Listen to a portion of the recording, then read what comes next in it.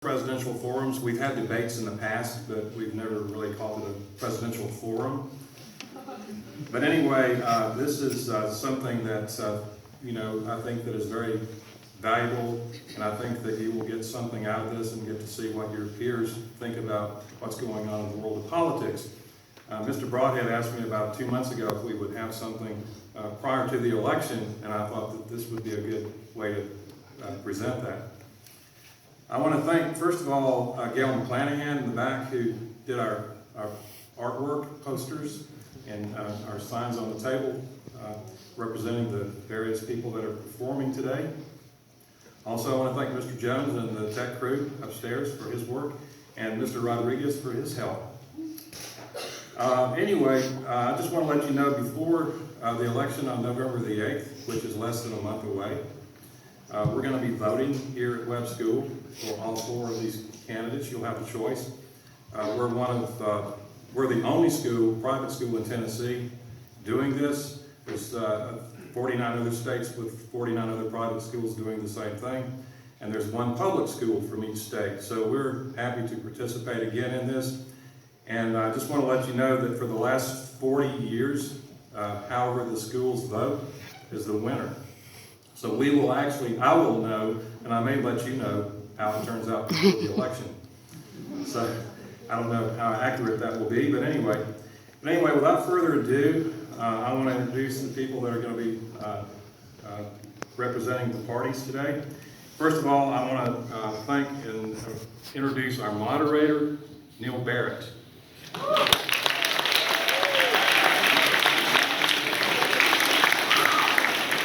I really appreciate his help, and I know that he asked them some very imposing questions. Starting off, I want to introduce our Libertarian candidate, Luke Nafrata.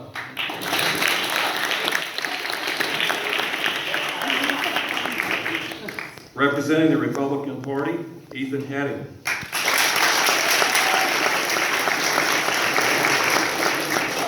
Representing the Green Party, Clem Smith.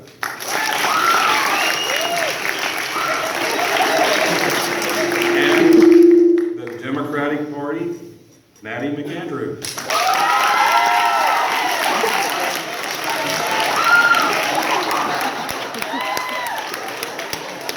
Thank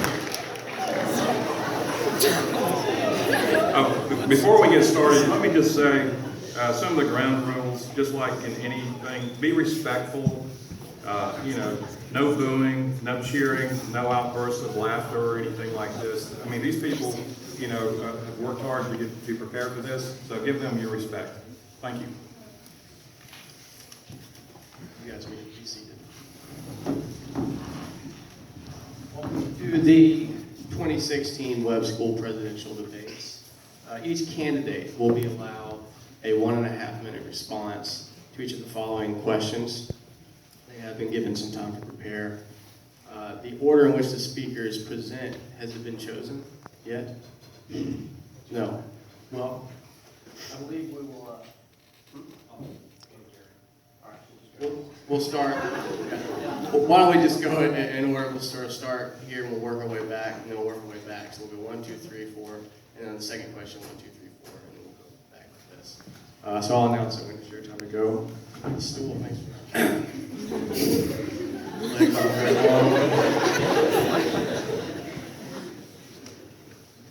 After each candidate has had a chance to speak, the next question will be asked, and at the end there will be a 1-minute closing statement granted to each speaker.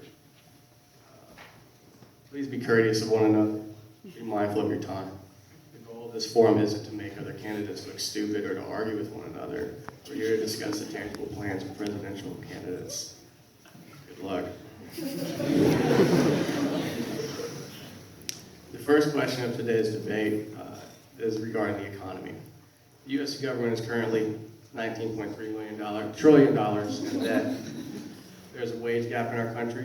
There's been a lot of talk about raising the minimum wage. Also, tax codes are a hot issue this year, whether taxes are restricted to businesses and job creators, or whether lower and middle-class families are being hampered most by taxes. In a nutshell, what is your campaign's focus regarding the economy, and how specifically do you intend to implement positive change? Ms. McAndrew. All right. Hello.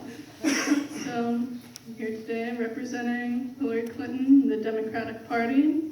And for us, the economic issues that are plaguing this country right now are not separate from the other issues.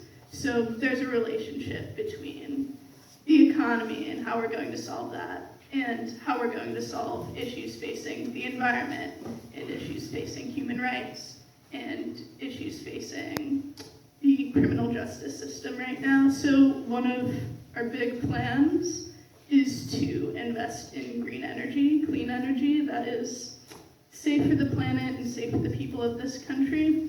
And so we have a plan to build and install 1 billion solar panels in Hillary's first term, and to have enough clean energy, reusable energy to power every American home, every American business within the first 10 years. So that would be a great job creator for businesses, for people who are out of jobs right now, and especially in communities that have been left behind by the changing economy of our country. So if you look at areas where manufacturing and coal were big sources of jobs, and those jobs are leaving now, those areas need to be invested in by our national government and by our economy to rebuild and to make sure that we protect those people. Thank you. And yeah, okay. That's your time. Nice. Mr. Smith. So Jill Stein's main economic plan and main plan in general is called the Green New Deal, which would follow Roosevelt's policies with the New Deal and also a lot of our policies facing World War II. What we did is we entirely changed how our economy operated to prepare for a war. And looking at what our environment, the state of our environment right now, and the real threat that that poses to essentially human survival, we need to do that as well and create the same prosperity that was created back then. Again, and we can do that by raising the minimum wage to $15 an hour and preventing the unemployment that would normally result from that by having a jobs program that will create green infrastructure, such as solar panels, wind, hydroelectric, a variety of things that will meet our energy needs while preventing pollutants from being in the atmosphere or raising the CO2 levels above 400 parts per million, which they have reached in September. They haven't done that in millions of years, but this September they are. So we could meet that, and by raising the minimum wage, people would be able to survive. The minimum wage would be above the poverty line, which it currently isn't. And Jill Stein would also forgive student debt, which would actually be less expensive than the bailout we gave to Wall Street after 2008, and it would help the economy by giving people more of a chance to actually follow their dreams and go out and start businesses and do what they want to do with their lives and make a living without being worried about debt all the time. Thank you, Mr. Smith. And Mr. Nefrado. So Gary Johnson, I represent him. He's the governor of New Mexico, and as governor of New Mexico, his state had the highest job growth of all 50 states. And he did this by getting the big government, federal government, out of the way. As far as to get us out of this almost $20 trillion debt, he's going to cut federal spending by 43%. Now these are some really large and radical numbers, but as we've seen in the past and up to the present, conventional politics and conventional thinking so far has got us nowhere, except for in a deeper debt. We saw this with Republican candidate and President George Bush. He doubled the debt, and the Democratic candidate and President Barack Obama again doubled the debt during his presidency. So Gary Johnson's plan is to cut federal spending by 43%, and that's in entitlements, defense, and education. We're going to make this state governed throughout. We're also going to not set a minimum wage. That's not the state's. That's not the government's right to set the minimum wage. That's a corporate right that they have, and they should be able to set the minimum wage for their jobs as they see fit. Also, we're going to open up trade with every country. We're going to take our defense out of. We're going to take our foreign policy is going to. We're going to be out of other countries. We're going to focus on America. We're going to focus on getting jobs back in America, And by doing that, we're going to limit a corporate tax so that there's no corporate tax, only a state fair tax that's even across all demographics and all income families. So high income, low income is one flat tax. That way we get rid of the corporate tax and promote job growth within our country by having jobs. They want to come to America. They want to have their corporations run in America where there's no corporate tax. That increases jobs for U.S. citizens. Thank you, Mr. Nafrata. Very good. Mr. Heading. Thank you, Mr. Speaker. Firstly, I'd like to thank Webb for giving us this opportunity. Donald Trump's plan is very simple. Make America great. We're going to bring China to the bargaining table. I'm going to say, and actually say to them, you are a currency manipulator, which is affecting the United States greatly. With that in mind, we're going to try and bring back high-paying jobs back to the American people. And we're going to reduce the corporate tax by 15%. Not only will this increase more companies to come back to the United States, increase a better overall economic basis, but we're going to also tariff the Chinese imports into the United States by 45%. That in mind, we're also going to reduce the deficits and limits federal spending. And of course, lower tax rates on capital gains and dividends. So essentially, bring the United States back to what it once was after this decline over the past 8 years. Thank you, Mr. Heading. For the next question, if you want to ask the audience, remember to please keep it down. All right. Be respectful. Second question on foreign policy, and we'll begin with you, Mr. Heading, and work our way back down. Currently, the war on terror is still underway with ISIS as a new threat to national security. The conflict in Syria has forced over 3 million refugees to flee their countries, seeking asylum elsewhere. Also, there are questions regarding the role that the United States should play in NATO. Where does your campaign stand on pressing global issues? And how can your presidency help make not only our country, but the world a better place? For too long has the United States drawn a line in the sand. Countries like Iran, China, and Russia step over that line with the United States not standing by them. Not only are we looking to build a stronger United States domestically, but of course internationally. With that in mind, we're going to review American assets within the Pacific and redeploy them depending on what China's decision is on the South China Sea and the building of those islands. That being said, we also look to build a stronger relationship with the Russian Federation and take back the nuclear Iran deal that in turn turned the United States against her own ally, Israel, which in the clause specifically said that if Israel attacks Iran, then the United States will back up Iran. Not only is this a weak plan, but it's made our own allies question if we are reliable, and it has allowed other countries to step over their boundaries and make the world a darker place. And Donald Trump looks to reverse these ideals. Thank you, Mr. Heading. Mr. Nafrata. Well, when you talk about foreign policy, one of the major issues is the Syrian crisis. And the Syrian refugees are a huge topic, and both the Democratic and Republican parties have very polaristic views on them. Gary Johnson meets them right in the middle. Hillary Clinton wants 65,000 Syrian refugees. Donald Trump wants 0.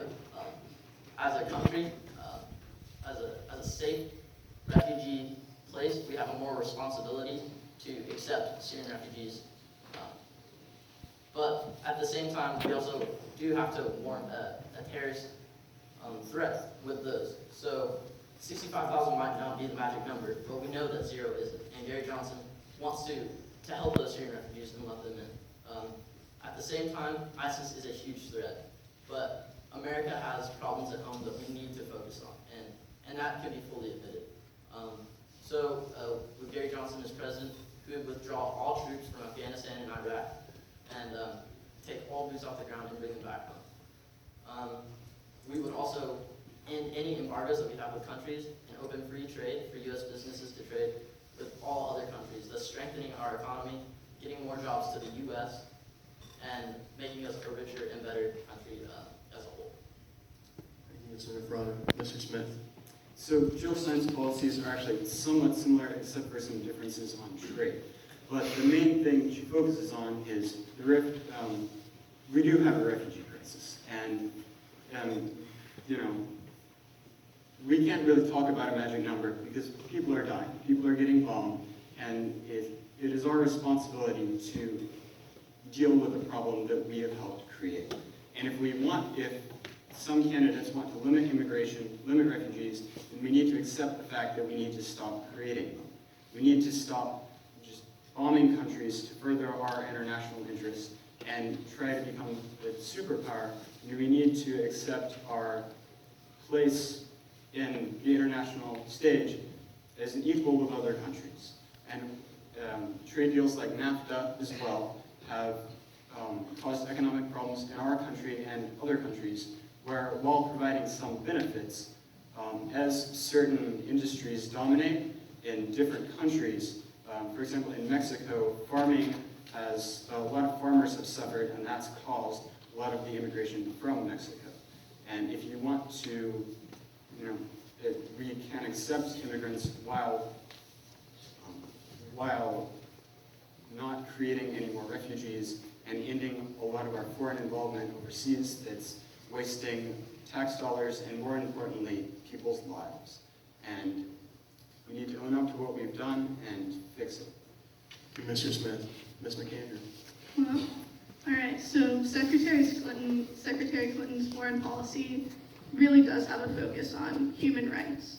And so when it comes to the civil war in Syria, we feel that it's wrong to support governments like Russia that has discriminatory policies towards the LGBT community, or the Assad government, which militarized against its own citizens to prevent them from protesting, which is a right that we respect here in America.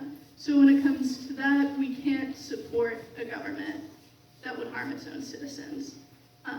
And we do have a responsibility to those citizens to protect civilian lives, to protect their rights, to make sure that they're safe, and if they can't be safe in Syria, then they have to be safe somewhere else. So when we accept refugees from Syria or from other countries that have civil wars, it's not about whether or not it's good for business here, or if it's, when it comes to safety, Middle Eastern immigrants have a rather lower rate of violence than almost any other demographic in America. So when people bring up the economy or national security, that really is just an excuse to not acknowledge the human rights crises that are going on in countries that are having civil wars and in countries that aren't. And when it comes to our relationships with those countries, we need to make sure that we're empowering leaders who support the kinds of values that we respect here in America, like democracy and human rights, and using our diplomatic powers to reduce the human rights abuses going on in foreign countries. Thank you very much. Final question is about the environment. There is a consensus among the scientific community that climate change is real and should be a pressing concern. Whether the U.S. addresses the issue through trade agreements, environmental policy, or special funding, something arguably needs to be done. How will the presidency address the needs of our environment? Right. So, as a continuation of my previous points, we want to use our diplomatic powers and economic powers to make sure that our allies and the Paris climate agreements meet or exceed the limitations that they've agreed to, and we want to do the same, because if we can't keep our word, we can't expect anyone else to. And so I mentioned in my first response the clean power plan to build new solar powers and really invest in clean energy in America to create new jobs and to make sure that we're doing our part to protect the world that we live in.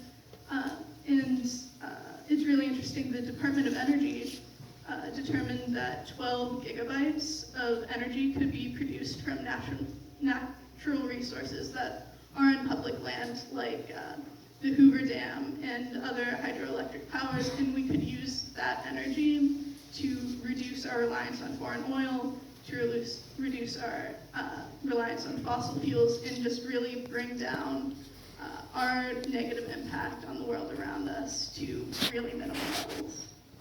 Thank you, Mr. King. Mr. Smith.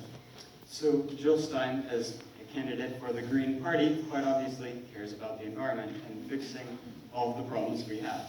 So with the Green New Deal, as I was mentioning earlier, that would fund various innovations in renewable energy, which would both help our economy while allowing us to meet our energy needs and potentially exceed them, while not polluting the environment and making the problems we already have even worse. So just recently in September, the CO2 emissions have stayed above 400 parts per million. September is usually the lowest for CO2 emissions because they fluctuate throughout the year. This hasn't happened in millions of years, since the early times of human history. We've really reached a level we've never reached before, and it could be a threat to human survival, especially considering ocean acidification and how that could affect our food supply. Bees right now, a lot of bees are dying out, and we need to solve all of these problems, not to save the Earth, because things will evolve, things will survive, but to save ourselves, because that's the place we're at right now. Thank you, Mr. Smith. Mr. Nafrata. Presidential candidate Gary Johnson, he recognizes that that climate change is real. It's a serious threat, and something has to be done to do that. Saying that, states under his plan would be responsible for state cleanups, such as oil spills that you see in the Gulf. For example, Florida and Alabama would be responsible for those cleanups. He also recognizes that the CO2 emissions are going up, so he would stay in the Paris deal. It's the federal government's responsibility to make America its best, and by staying in this deal, we make it its cleanest. And that also helps protect its people from the negative consequences of this. Gary Johnson has no definitive plan for specific green biofuels, but he's also open to new techniques such as hydro and wind power. He supports oil mining and fracking, but also is open to going the hydro, nuclear, as well as wind power way. Thank you, Mr. Nafrata. Mr. Henning. Now, Donald Trump may not be known for his environmental policy, but not only does he believe that the Paris deal was a bad deal for the United States, but believes that government departments like the EPA, the Environmental Protection Agency, is hurting the United States. The EPA has allowed millions of bees to die a day. Not only does that consequently affect everyone in the United States, but he intends to scrap it due to its policies that have allowed businesses to decline because of how aggressive this department is. That being said, the Treaty of Paris single-handedly locked us in chains. Not only does it allow China to simply walk off with a deal and say that it's helping the world by getting rid of its emissions, but it doesn't force anything. And we will stand by our word because we are the United States, because we do make deals and we do stand by our deals. So he will scrap the EPA and he will scrap the Paris deal. Thank you, Mr. Henning. this point, each of the candidates are allowed 1 minute closing statements. And we will continue. Mr. Heading, we'll work away now. Ladies and gentlemen, a lot of us right now may not be able to vote at this moment, but it is nonetheless important to participate. Doesn't matter which party you stand with, doesn't matter what religion you are with or associated with, we're all in this together. And Donald Trump has policies that affect every single one of us for the benefit of the United States. He wants America to come first. He wants to build a wall in order to stop immigration, which is hurting the United States. If you look at Germany, they've accepted 2.3 million refugees. 70% of those people are 20-year-old males. The United States will come first under the Trump president. Thank you, Mr. Hay. We will,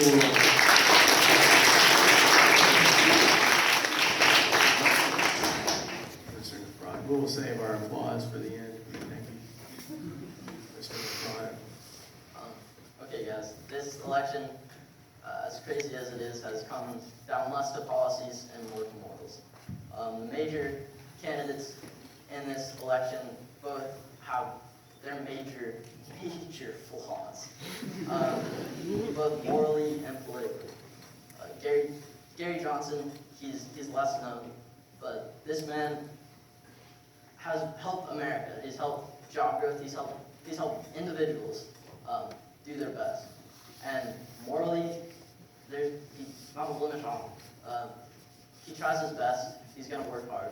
And yes, his ideals may be radical, but what have we got with conventional thinking? Where are we now? We have some serious problems. Gary Johnson really wants to fix them. None of you can vote. Maybe some of you can, the teachers in the back. But with his vote, with a vote for Gary Johnson, morally, you can feel okay with your decision. And politically, he's going to do his best for you. Thank you, Mr. McBride. Mr. Smith. So a lot of us now are looking at the world that we're facing and realizing we have a lot of problems to fix. And 2 of them are running for president. and we need people who can relate to the problems that we're facing right now. And both of the 2 main candidates are extremely wealthy and are going to help the extremely wealthy, and are not going to fix the problems that we're facing right now, which is we're all looking at the price tag of college, which is insane, and the student debt we're all going to be facing, the environment that is now becoming a threat to our very survival, and an economy that is not doing great. Employment's at 5%, which doesn't sound too bad until you realize that's 1 out of every 20 people who's unemployed, no work whatsoever. We have a lot of problems, and we need real solutions. It's nice to talk about how standing back and letting people take care of things themselves, get government out of it, but we're not at that point right now. We don't really have that choice. Sadly, it seems like in what we call our democracy, we're not having as much choice as we really need. So, save our democracy. Vote Jill Stein. Thank you, Mr. Smith. Again, it's really down a little bit. Ms. McAndrew. All right. So what I hope has been apparent to you from my responses is that Secretary Clinton's campaign really is focused on what's best for people. It's not what's best for America. It's not what's best for business. It's the basic idea that human rights are important and should be protected by our national government.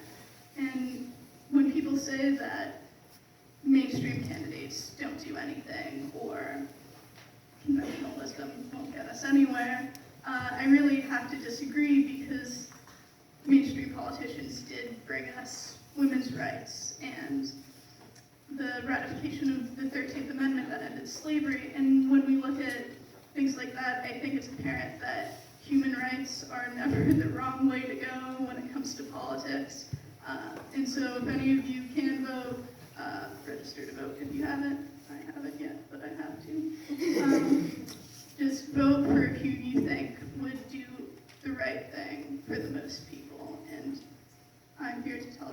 that is Secretary Kingston. Thank you so much. Good guys, give all these. All right.